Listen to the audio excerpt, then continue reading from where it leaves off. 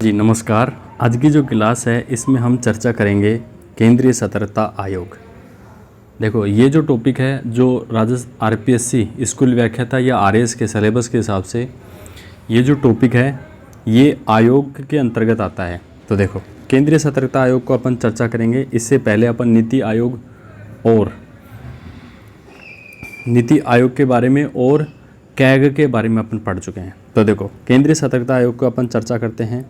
केंद्रीय सतर्कता आयोग देखो के संथानम की अध्यक्षता में गठित भ्रष्टाचार निवारण समिति की सिफारिशों पर केंद्र सरकार ने फरवरी 1964 में केंद्रीय सतर्कता आयोग की क्या की स्थापना की। सीधी सी बात है, के संथानम जो है इनकी अध्यक्षता में भ्रष्टाचार निवारण समिति का गठन किया गया और इसकी सिफारिशों के आधार पर फरवरी 1964 में केंद्रीय सतर्कता जो आयोग है इसकी क्या की गई, स्थापना की गई। अब देखो इससे आगे देखते हैं। केंद्रीय सतर्कता आयोग की अवधारणा एक शीर्षस्थ सतर्कता संस्थान के रूप में की गई। मतलब जो केंद्रीय सतर्कता जो आयोग है ये देश की शीर्ष सतर्कता संस्थान है ना, जो किसी भी कार्यकारी प्राधिकारी के नियंत्रण से मुक्त है, मतलब किसी के अंडर में नहीं है, तथा केंद्रीय सरकार के अंतर्गत सभी सतर्कता गतिविधियों की निगरानी करती है। मतलब जहाँ पे भी अलर्ट की जो सिचुएशन है ना, जितनी भी केंद्र सरकार के अंतर्गत जितनी भी सतर्कता जो गतिविधियाँ हैं उनकी निगरानी कौन करता है, केंद्रीय सतर्कता आयोग करता है। देखो इससे आगे बात करते हैं। यह केंद्रीय सहकारी संगठनों में विभिन्न प्राधिकारियों को उनके सतर्कता कार्यों की योजना बनाने, निष्पादन करने और समीक्षा करने और सुधार करने में क्या करता है, सलाह देता है। देखो ये केंद्रीय सतर्कता आयोग क्या करता है, केंद्रीय जो सरकारी संगठन हैं उनके विभिन्न जो प्राधिकारी हैं उनके सतर्कता कार्यों की योजना बनाने, उनको निष्पादन करने और समीक्षा करने और उसमें सुधार करने की क्या कर देता है, सलाह देता है। चलते हैं आगे जी। देखो वर्तमान स्थिति की बात करते हैं। अब वर्तमान में क्या स्थिति है, वर्तमान में स्थिति देखो 25 अगस्त 1988 को राष्ट्रपति ने एक अध्यादेश जारी करके केंद्रीय सतर्कता जो आयोग है इसको सांविधिक दर्जा प्रदान कर दिया। देखो कब सांविधिक दर्जा प्रदान कर दिया इसको, 25 अगस्त 1988 को राष्ट्रपति महोदय ने एक अध्यादेश जारी किया और केंद्रीय जो सतर्कता आयोग है इसको सांविधिक दर्जा दे दिया। इसे एक बहुउद्देशीय आयोग बनाया गया है। मतलब जो केंद्रीय जो सतर्कता आयोग है ये बहुसदस्यीय आयोग है। कई बार मिस प्रोनाउंसिएशन हो जाता है। बहुसदस्यीय आयोग है, मतलब इसमें एक से ज़्यादा सदस्य होते हैं, सीधी सी बात है ना। देखो इसके बारे में बात करते हैं। केंद्रीय सतर्कता आयोग हेतु केंद्रीय सतर्कता आयोग अधिनियम 2003 संसद द्वारा वर्ष 2003 में पारित किया गया। देखो जब अपने को केंद्रीय सतर्कता आयोग का निर्माण करना था, कानून बनाना था, तो इसके लिए केंद्रीय सतर्कता आयोग जो अधिनियम 2003 है वो संसद द्वारा 2003 में क्या कर दिया गया, पारित कर दिया गया। इसके बाद में देखते हैं कि अप्रैल 2004 के लोकहित प्रकटीकरण एवं मुखबिर संरक्षण, public disclosure and protection of informers पर भारत सरकार के प्रस्ताव पर भारत सरकार ने भ्रष्टाचार के किसी भी आरोप को प्रकट करने अथवा कार्यालय का दुरुपयोग करने संबंधी विभिन्न शिकायतें प्राप्त करने और उचित कार्रवाई की सिफारिश करने के लिए एक नामित एजेंसी के रूप में क्या किया, केंद्रीय सतर्कता आयोग को क्या किया, प्राधिकृत किया। देखो सीधी सी बात है, क्या होता है कि अप्रैल 2004 में लोकहित प्रकटीकरण और मुखबिर संरक्षण, public disclosure and protection informer पर भारत सरकार के प्रस्ताव द्वारा भारत सरकार ने भ्रष्टाचार के किसी भी आरोप को, मतलब किसी भी भ्रष्टाचार का आरोप लग गया तो भ्रष्टाचार के किसी भी आरोप को प्रकट करने, जैसे कार्यालय का दुरुपयोग करने संबंधी लिखित शिकायतें प्राप्त करने, मतलब इससे संबंधित लिखित शिकायत मिल गई ना तो उस पर उचित कार्रवाई की सिफारिश करने वाली एक नामित एजेंसी के रूप में जो है ना केंद्रीय सतर्कता आयोग को प्राधिकृत किया, ऑथोराइज्ड किया, कहने का मतलब इसको जिम्मेदारी दे दी। अब देखो केंद्रीय सतर्कता आयोग की जो संरचना है वो कैसी है। इसमें एक केंद्रीय सतर्कता आयुक्त होता है। क्या होता है, केंद्रीय सतर्कता आयुक्त होता है जो अध्यक्ष होता है एक तरह से ना। और इसमें क्या होता है, 2 या 2 से अधिक कम सतर्कता आयुक्त कह सकते हैं इनको ना, सदस्य से मिलकर बना होता है। इसमें एक तो अध्यक्ष होता है और 2 या 2 से अधिक जो हैं कम सतर्कता आयुक्त मिलकर बना होता है। देखो केंद्रीय सतर्कता जो आयोग है इसका मुख्यालय कहाँ पे है, नई दिल्ली में है। अब देखो नियुक्ति की बात करते हैं, केंद्रीय सतर्कता आयोग की नियुक्ति। देखो केंद्रीय सतर्कता जो आयुक्त है और सतर्कता आयुक्त, केंद्रीय सतर्कता आयुक्त और सतर्कता आयुक्त जो है राष्ट्रपति द्वारा एक समिति की सिफारिश पर नियुक्त किए जाते हैं। देखो सीधी सी बात है, केंद्रीय सतर्कता आयुक्त और दूसरे जो सतर्कता जो आयुक्त हैं उनकी जो नियुक्ति है वो राष्ट्रपति द्वारा एक समिति की सिफारिश पर की जाती है। अगर वो समिति रिकमेंड करेगी तभी इसकी नियुक्ति होगी, जिसके निम्न सदस्य होते हैं। समिति के देखो कौन कौन सदस्य होते हैं।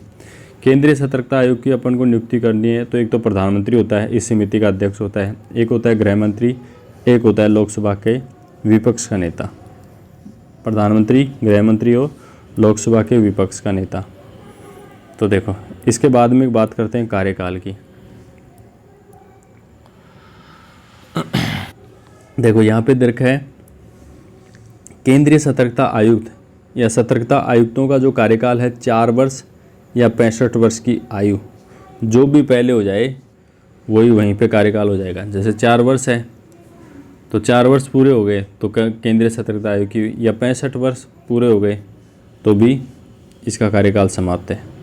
देखो पुनर्नियुक्ति की पात्रताएं, पुनर्नियुक्ति की पात्रता, केंद्रीय सतर्कता आयुक्त पद पर न रहने पर आयोग में पुनर्नियुक्ति की पात्र नहीं होगा। देखो सॉरी एक मिनट, क्या कह रहा है, पुनर्नियुक्ति की क्या पात्रता है, तो केंद्रीय सतर्कता आयुक्त पद पर न रहने पर आयोग में पुनर्नियुक्ति का पात्र नहीं होगा। मतलब जैसे केंद्रीय सतर्कता आयुक्त है उस पर पद पर नहीं है ना, तो आयोग में है ना पुनर्नियुक्ति की कोई पात्र नहीं होगा, सीधी सी बात है। प्रत्येक सतर्कता आयुक्त केवल केंद्रीय सतर्कता आयुक्त के रूप में नियुक्ति हेतु पात्र होगा। जितने भी सतर्कता आयुक्त हैं वो केवल केंद्रीय सतर्कता आयुक्त के रूप में ही नियुक्ति हेतु पात्र होगा, परंतु केंद्रीय सतर्कता आयुक्त के रूप में, हाँ जी, तो देखो केंद्रीय सतर्कता आयुक्त के रूप में नियुक्त किया जाता है तो इसके कार्यकाल सतर्कता आयुक्त व केंद्रीय सतर्कता आयुक्त के रूप में कुल मिलाकर 4 वर्ष से अधिक नहीं होगा। देखो आगे नोट डाल के लिखा है केंद्रीय सतर्कता आयुक्त व अन्य सतर्कता आयुक्त पद पर न रहने पर भारत या किसी राज्य सरकार के अधीन किसी भी पद पर नियोजन के पात्र नहीं होंगे। मतलब जैसे मान लो अब केंद्रीय सतर्कता आयुक्त से भी हट गया, अन्य सतर्कता आयुक्त से भी हट गया, अगर पद पे नहीं है ना तो भारत के या राज्य के किसी अधीन किसी भी पद पर नियोजन के पात्र नहीं हो, उसके अलावा कहीं पे भी उनको नियुक्त नहीं किया जा सकता ना। इसके बाद में बात करते हैं शपथ। देखो केंद्रीय सतर्कता जो आयुक्त है इसको शपथ कौन दिलाता है, राष्ट्रपति या उसके द्वारा प्रयोजन हेतु नियुक्त व्यक्ति के समक्ष। जैसे मान लो राष्ट्रपति दिलाएगा वैसे तो ना, लेकिन वो नहीं है तो वो अब नियुक्त कर देगा कि भाई ये आपको शपथ दिलाएगा, तो उसके सामने शपथ दिलाई जाती है। देखो केंद्रीय सतर्कता जो आयोग है वो राष्ट्रपति को संबोधित करते हुए अपना जो त्यागपत्र द्वारा अपना पद छोड़ सकते हैं। तो अपना जो त्यागपत्र है किसको देगा, राष्ट्रपति को देगा। देखो केंद्रीय सतर्कता जो आयुक्त है उसके भत्ते, वेतन भत्ते और सेवा शर्तें क्या हैं। केंद्रीय सतर्कता आयोग के वही होंगी जो संघ लोक सेवा आयोग के अध्यक्ष के। देखो वेतन भत्ते और सेवा शर्तें केंद्रीय सतर्कता आयुक्त की वही होंगी जो संघ लोक सेवा आयोग के अध्यक्ष की हैं। मतलब संघ लोक सेवा आयोग के जो वेतन भत्ते और सेवा शर्तें हैं वही केंद्रीय सतर्कता आयोग है। इसके बाद में बात करते हैं सतर्कता आयुक्त के लिए संघ लोक सेवा आयोग के सदस्य सतर्कता आयुक्त के लिए संघ लोक सेवा आयोग के समान होंगी, सदस्यों के समान होगी। हाँ चलो नेक्स्ट चलते हैं। पद से हटाना, केंद्रीय सतर्कता आयोग है ना, आयुक्त है, उसको पद से कैसे हटाओगे, पद से हटाना। तो देखो केंद्रीय सतर्कता आयुक्त या किसी सतर्कता आयुक्त को कदाचार या असमर्थता के आधार पर राष्ट्रपति द्वारा तभी पद से हटाया जा सकता है जब उच्चतम न्यायालय के द्वारा इस हेतु जांच में उसे दोषी पाया गया। देखो सीधी सी बात है कि जैसे केंद्रीय सतर्कता आयुक्त हो या सतर्कता आयुक्त हो, अगर वो कदाचार या असमर्थता के आधार पर, राष्ट्रपति तभी उसे पद से हटा सकता है जब वो उच्चतम न्यायालय के द्वारा इस हेतु की गई जांच में उसे दोषी पाया जाता है, तभी उसको पद से हटाया जा सकता है, वरना नहीं हटाया जाता है। इसके अलावा निम्न आधारों पर राष्ट्रपति इन्हें पद से हटा सकता है। कैसे हटा सकता है? घोषित दिवालिया होने पर, मतलब दिवालिया घोषित होने पर भी उसको पद से हटाया जा सकता है। किसी अपराध हेतु सिद्ध दोष साबित होने पर, मतलब कोई अपराध कर लिया और उसका दोष है वो सिद्ध हो गया तो भी उसको पद से हटाया जा सकता है। इसके बाद में है पदावधि के दौरान पद के कर्तव्यों से बाहर सवेतन रोजगार में लगा हो। मतलब देखो, जब केंद्रीय सतर्कता आयोग है और उसी दौरान पद के कर्तव्यों के बाहर किसी दूसरी जगह पे भी वो वेतन से सहित काम कर रहा है तो भी उसको पद से हटाया जा सकता है। या केंद्रीय सतर्कता जो आयुक्त है मानसिक या शारीरिक रूप से अक्षमता के आधार पर भी केंद्रीय सतर्कता आयुक्त को पद से हटाया जा सकता है। देखो इसके बाद में बात करते हैं देखो आयोग का अधिकार क्षेत्र। देखो जो केंद्रीय सतर्कता जो आयोग है इसके अधिकार क्षेत्र क्या हैं? देखो, केंद्र सरकार के ग्रुप ए के अधिकारी व अखिल भारतीय सेवा के सदस्य वो केंद्रीय सतर्कता आयोग के जांच के दायरे में है, कहने का मतलब है ना। दूसरा है सार्वजनिक क्षेत्र के बैंकों, पब्लिक सेक्टर के बैंक के स्केल 5th के या उससे के जो ऊपर के जो अधिकारी हैं वो केंद्रीय सतर्कता आयोग के कार्य क्षेत्र में ही आते हैं।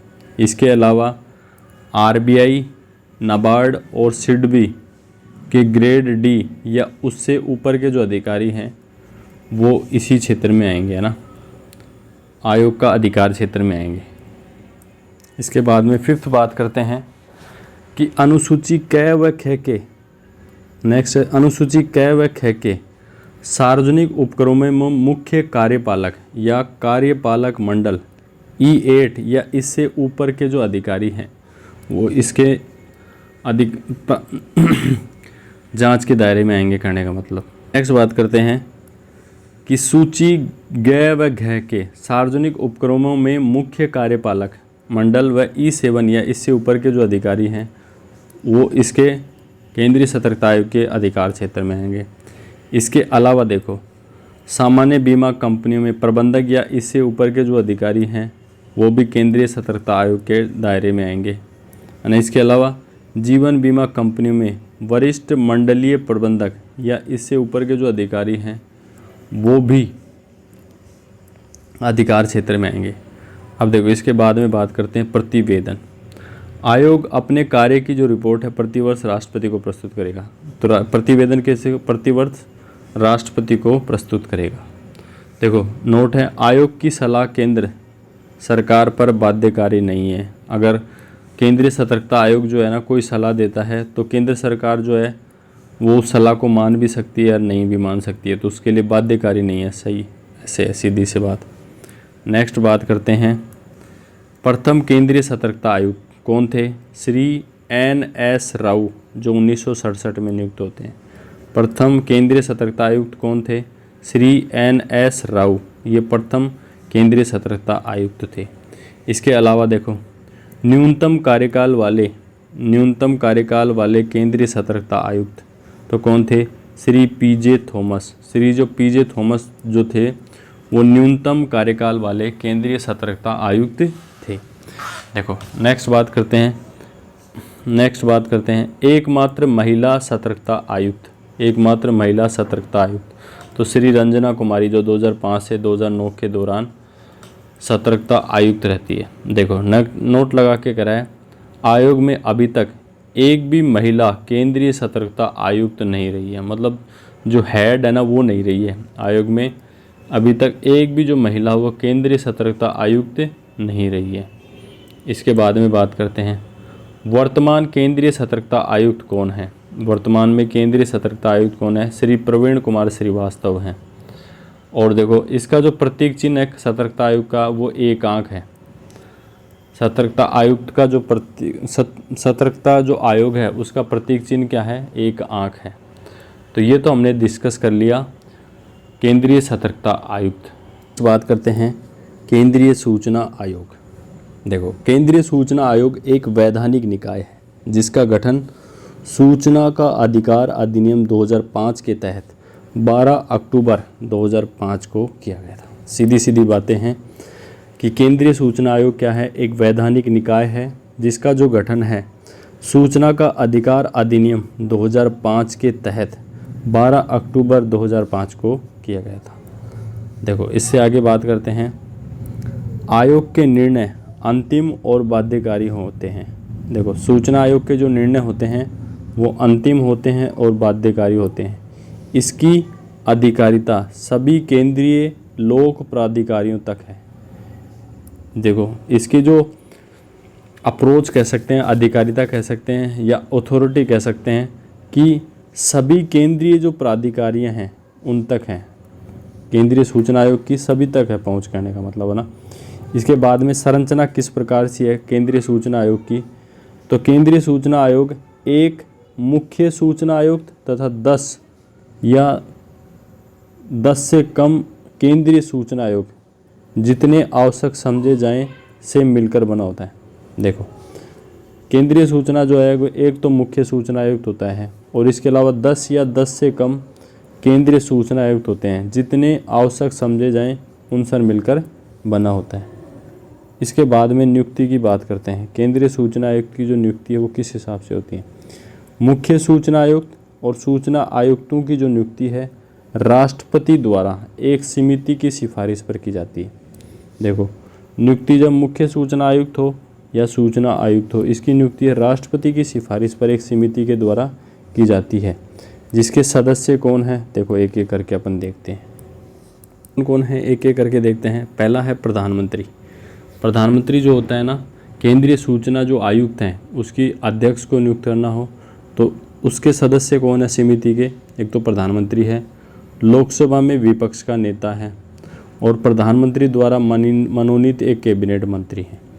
तो ये सदस्य होते हैं प्रधानमंत्री, लोकसभा का विपक्ष का नेता और प्रधानमंत्री द्वारा मनोनीत एक कैबिनेट मंत्री है ना। अब देखो, इसके बाद देखते हैं नोट।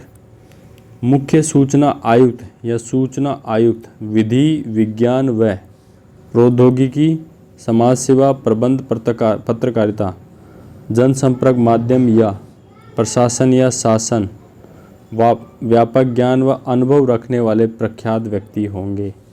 देखो, ये सारी जो बातें जिसमें है ना वो बनेगा।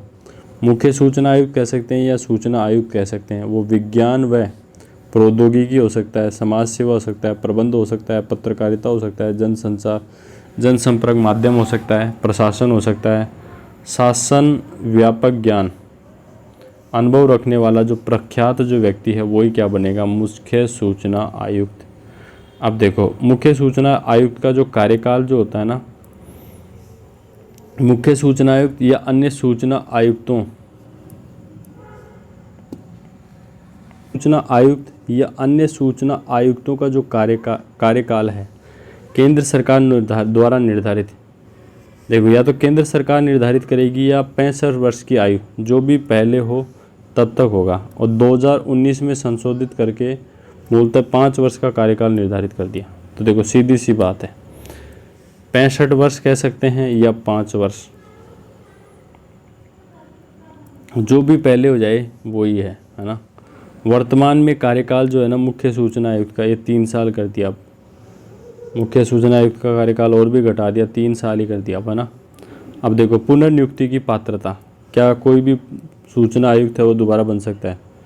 देखो, मुख्य सूचना आयुक्त पुनर्नियुक्ति हेतु पात्र नहीं होंगे, मतलब एक बार जो बन गया मुख्य सूचना आयुक्त तो दोबारा नहीं बनेगा। इसके आगे देखते हैं अन्य सूचना आयुक्त। अन्य सूचना आयुक्त केवल मुख्य सूचना आयुक्त के रूप में पुनर्नियुक्त हो सकते हैं। जो दूसरे जो सूचना आयुक्त है ना वो केवल मुख्य सूचना आयुक्त के रूप में उनको बन सकते हैं, बाकी मुख्य सूचना आयुक्त दोबारा से नहीं बन सकता। इसके बाद देखते हैं नोट।